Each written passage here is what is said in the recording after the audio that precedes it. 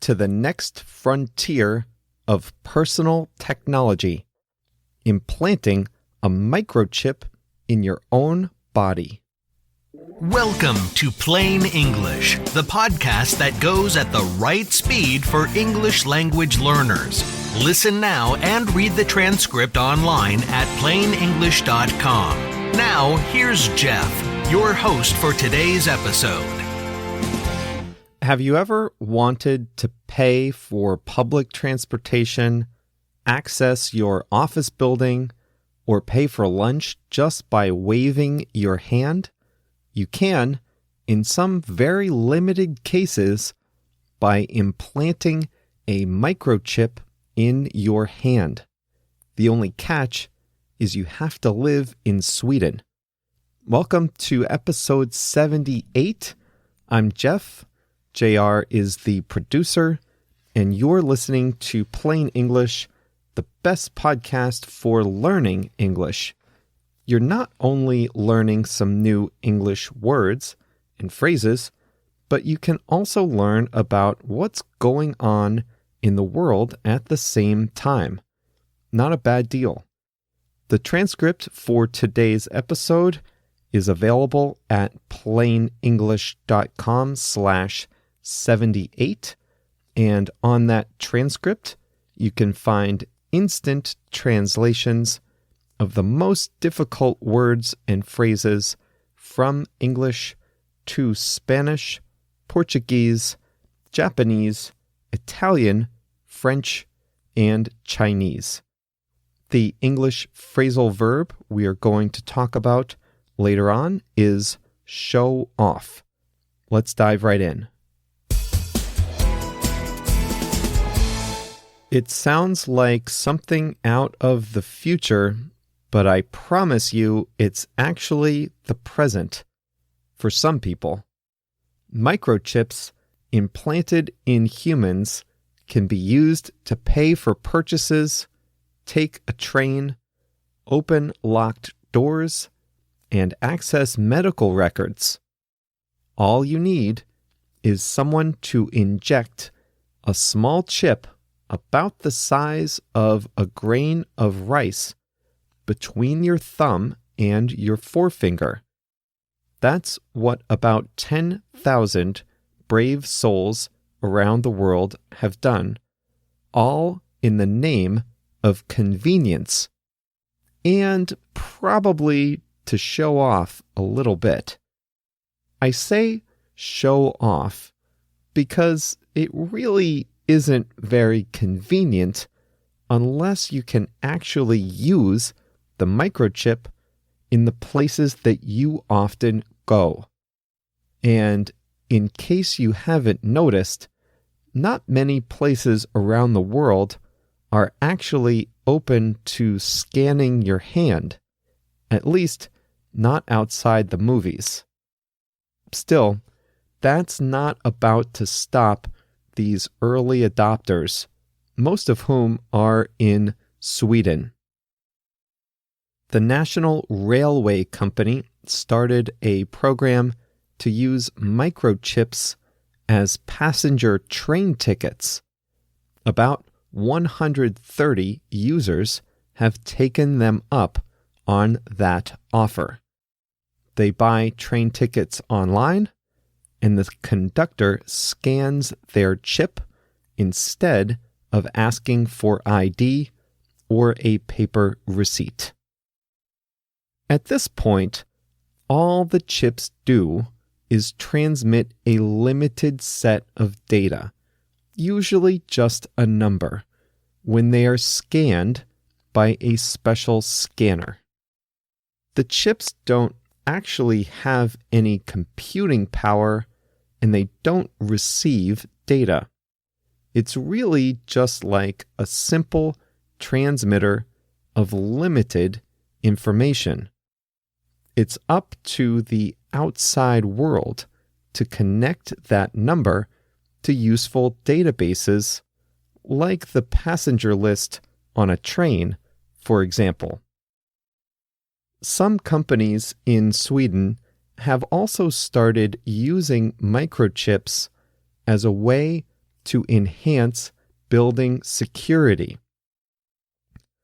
Instead of carrying around an ID card to open locked doors or activate printers, like many of us do, the employees at these tech-forward companies just scan their hands. Right now, chip implants in humans are definitely more for showing off than for any practical use. But there are some real potential advantages for the future. For example, what if you are in an accident and lose consciousness and can't respond to questions? You might have allergies to medications or a medical condition that doctors might need to know about before giving you treatment. If microchips were common, you could be scanned before getting treatment, so doctors could look up your medical records and know if you had a heart condition, for example, or if you needed regular insulin injections. Think about all the ways you use some type of electronic ID for security purposes. Everything from logging into a computer or your phone to accessing your gym to using a credit card to buy something. All these things could be done with a wave of your hand. The chips might also be able to be used as government identification too. And that's where some people question whether they truly want a surgical implant to be used as identification. It seems kind of creepy to think your body might just be scanned by the police or in a government office as if you were just a box on a store shelf.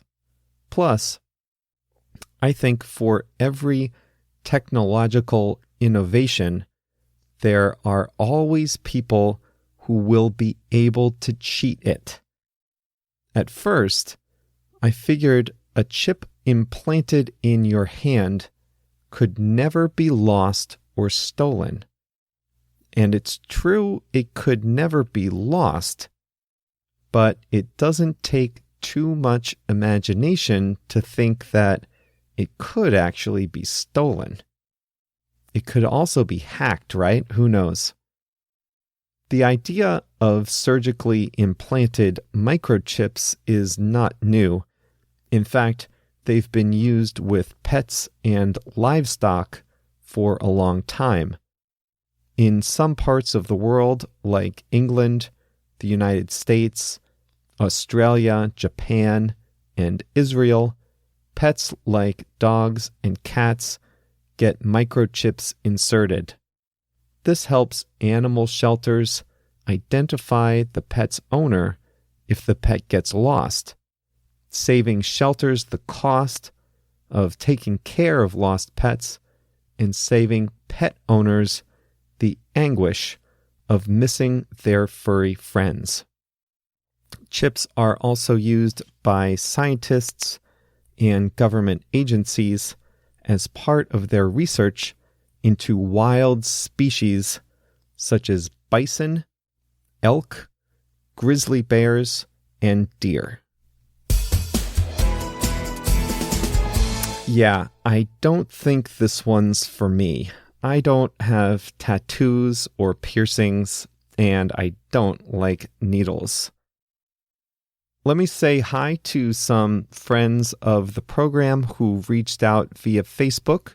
Julio from Guatemala, Joao from Brazil, Alvaro from Buenos Aires, Argentina, Juan Pablo from Medellin, Colombia, and Felix from Germany.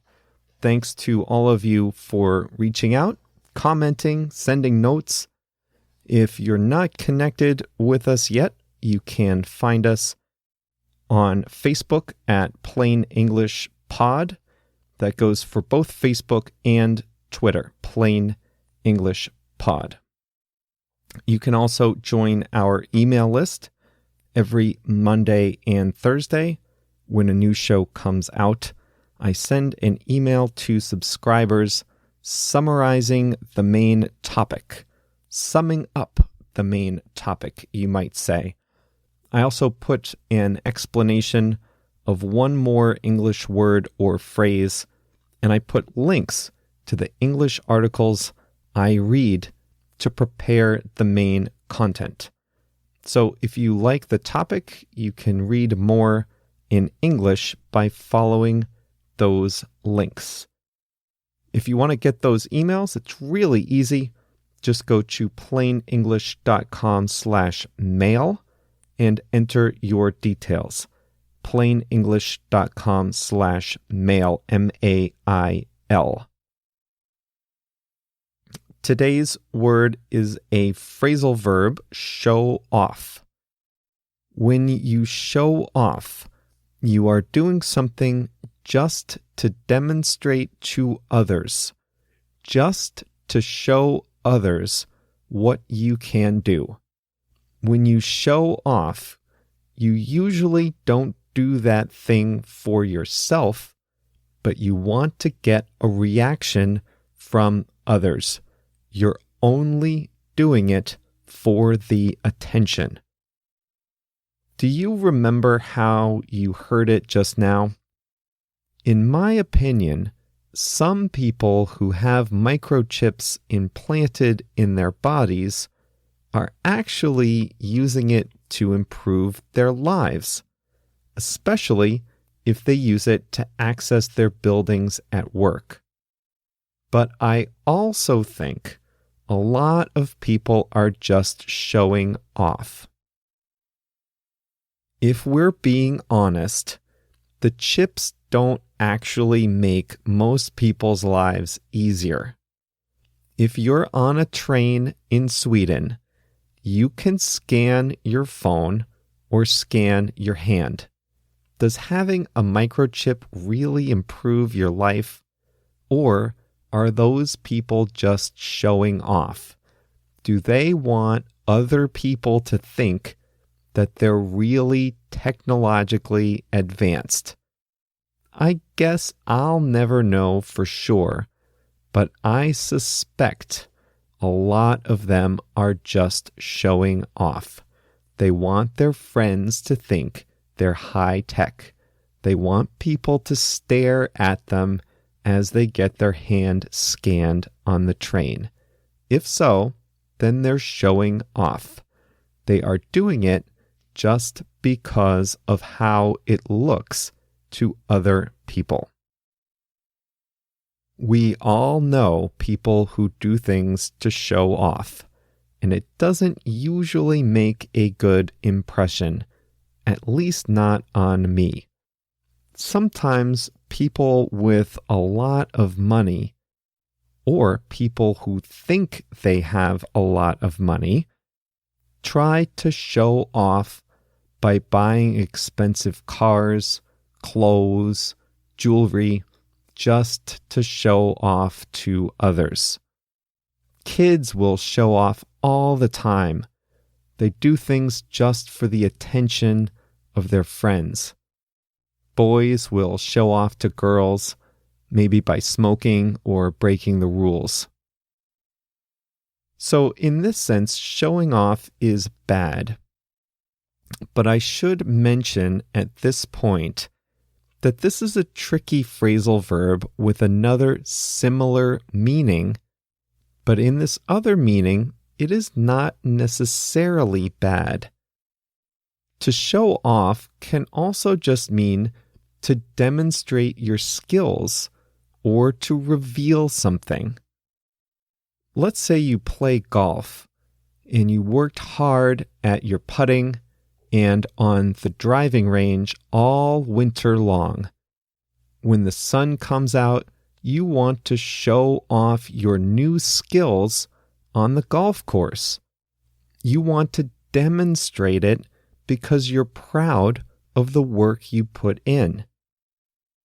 Maybe you taught your dog a new trick and you want to show it off at the park. Athletes often show off their talents. Think about the slam dunk contest in the NBA or the home run derby in professional baseball. Athletes are showing off what they can do. That's not bad. After all, it's their job to perform in front of others.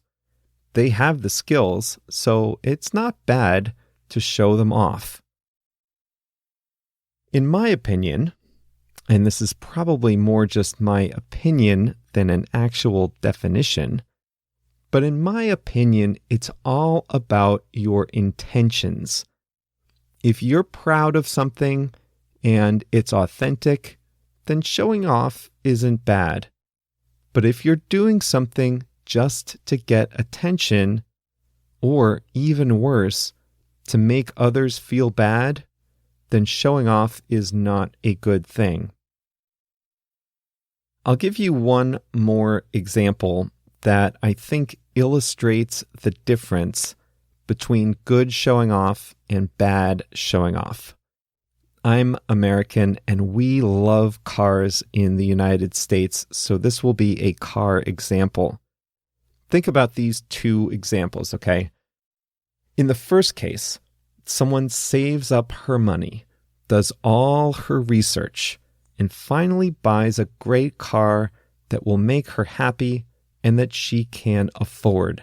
She's proud of having saved the money and gotten what she wanted, and she wants to show off her new car the next time she and her friends go out to dinner together. I don't mind that at all. She's proud of herself and doesn't care if the world knows it. Now, contrast that with someone else. This person is a guy who buys a more expensive car than he can really afford, and he bought it so that he could attract attention from women and to make his other guy friends envious. What he wants is to be seen as better than other people, and that is showing off in a bad way. He has every right to do it, but to me, that's bad showing off. And like I said, the difference between showing off in a good way and showing off in a bad way can be a matter of personal opinion, so this example is just my opinion. Now all you guys driving Cadillac Escalades are going to write me angry notes. That's all for this week. Thanks for being with us again. We'll be back on Thursday for the next episode. If you're new to the program, this is episode 78. That means there are about 20 hours of plain English episodes in the archives. Go back and listen to some of the old episodes if you haven't heard them. With 20 hours of listening practice, you'll soon be able to show off your new English skills to your friends, and I mean that in a good way.